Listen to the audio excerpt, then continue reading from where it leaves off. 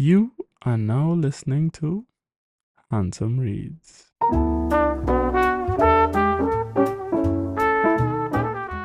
Everyone has their own moment, a time in life when greatness stretches out a hand and asks, if not you, then who? Will you be accepting that hand? Or are you going to turn away and stay basic? Greetings from my side of the world to yours. I hope this message finds you in the best of spirits. And that if it doesn't, by the end of today's episode, that we have worked together to change that. Today, we take a trip down memory lane as we begin a part one of a two-part episode titled Karma's Kiss. Do enjoy. 18 months ago, Plymouth, England. He traveled lightly, powerful legs executing ground-eating strides with military precision as he trailed the four men ahead of him, their most recent spoils clutched in fists, unaware of the danger to come. They had never seen him, large frame casting shadows as streetlights fell across his shoulders. Countless years of tormenting others having dulled them to the concept of karma, to the concept of danger. For in this district, they had carved up and carved out their own reputation. Now, as he followed the two-legged animals back to their den, he flexed his large fists, ice pouring into his veins as his focus sharpened. Their latest victim was a woman of humble beginnings. The last he had seen of her was his mentor draping a jacket over her shoulders, her eyes red-rimmed and wide from the shock as she clutched the other man's hand.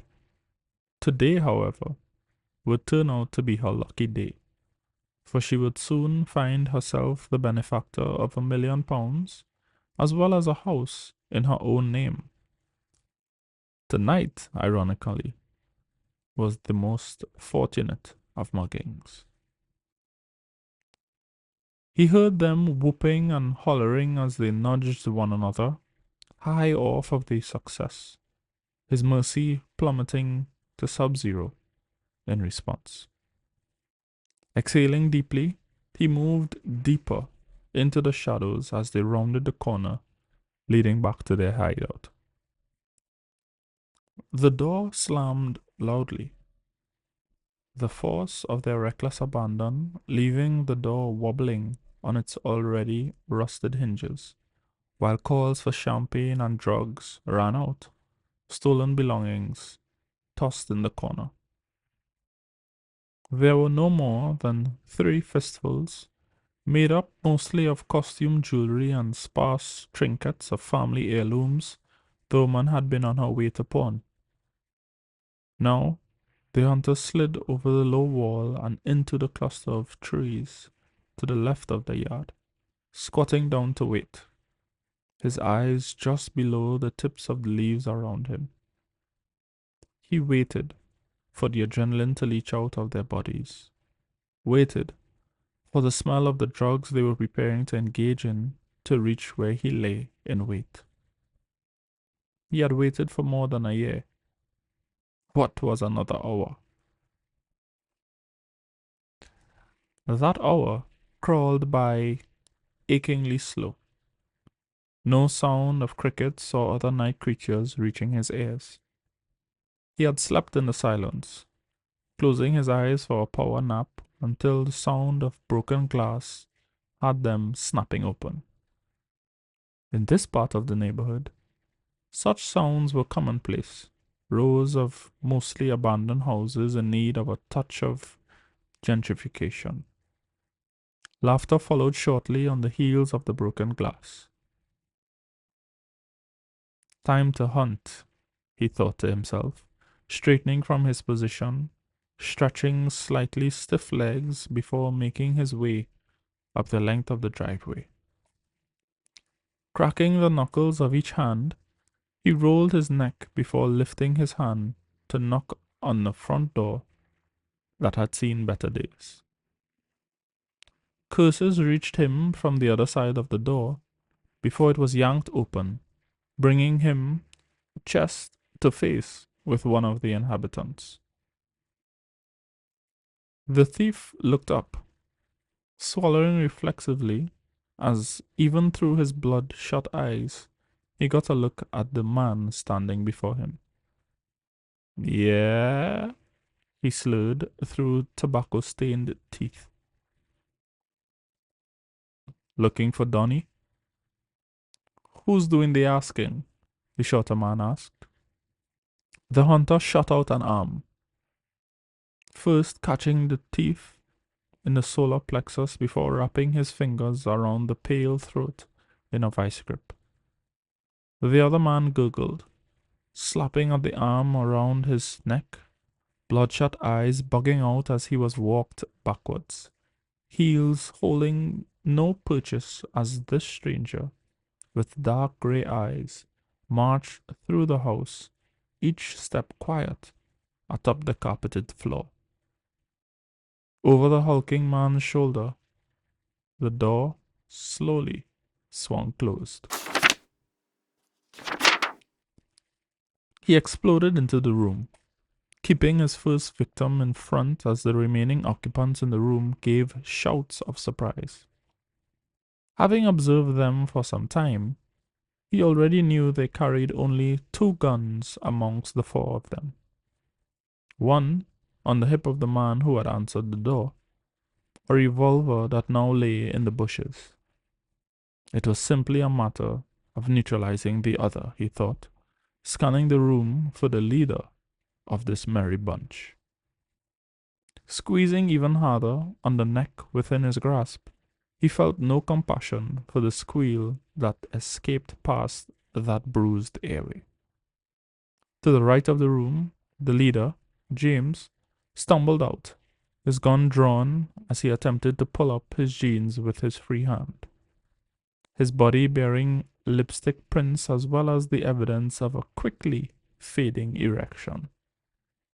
The split in his attention was a fatal flaw, preventing him from firing off around as his brethren's body sailed across the room towards him, taking them both to the floor. James flailed his arms, trying his best to get a now unconscious Emery's body off of him, as the attacker, built like a professional rugby player, strode across the room toward where he lay. James spat curses, silently praying his older cousins really would pay their hideout a visit, as they said they would. The last image he remembered, as the big man came over him, was a fist, big enough to block out the light coming to his face.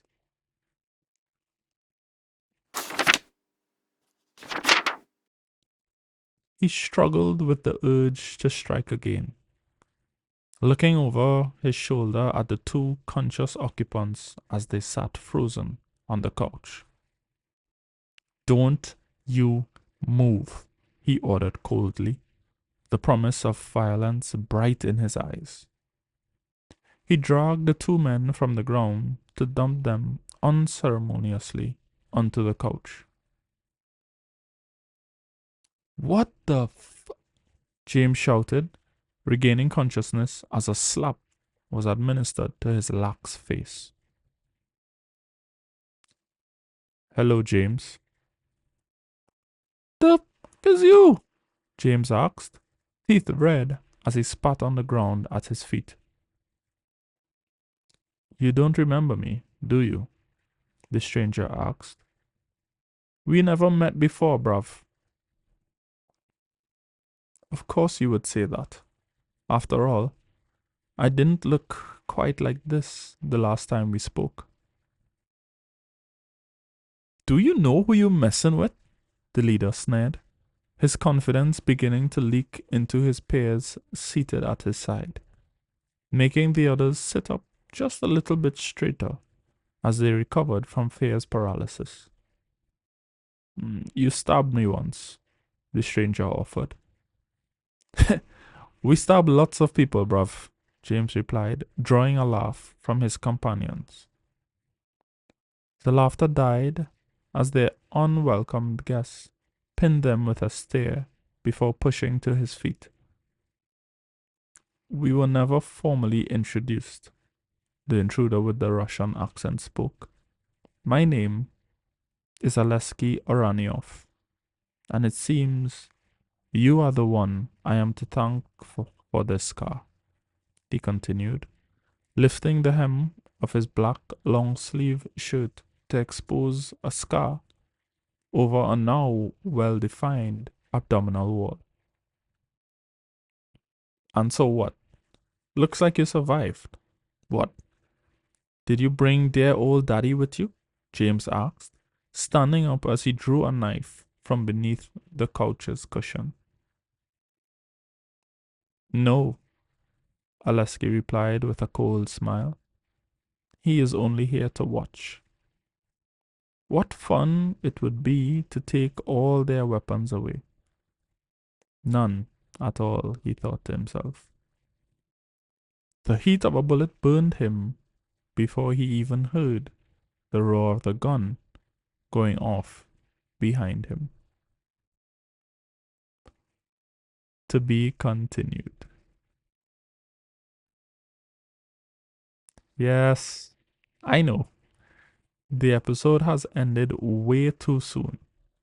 But if you want to know what happens in Karma's Kiss Part 2, you're just gonna have to tune in next week to hear what happens to our hero. Thanks for stopping by. Continue taking exceptional care of yourself. And as always, love and light.